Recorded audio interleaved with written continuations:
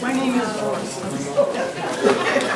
I just really love vertical farming, and I feel like this is a new hook for the next generation of farmers, and by showing how we can do things differently while still incorporating a lot of the trends that have always been a part of agriculture, we're able to grow a lot more in a lot less space.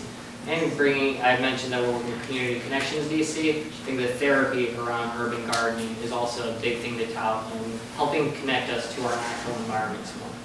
I feel like I'm kind of preaching to the choir here, so I'm not going to Then we got to talk about vertical gardening. That's awesome because what's better than having a garden tower?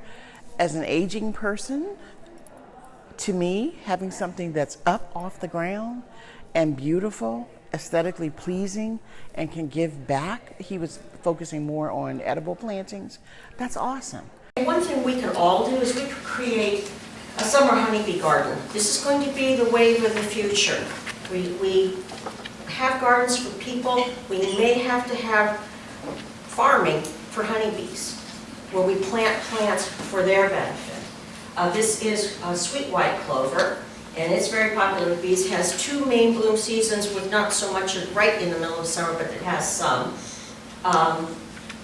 And it will benefit other pollinators, but some things that are good for other pollinators don't work so well for honeybees, so the emphasis on this would only be planting things for honeybees, and some other plants, some other pollinators will benefit as well.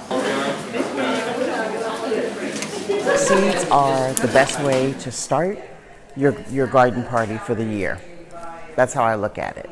And there's nothing better than nurturing a seed like you would a baby.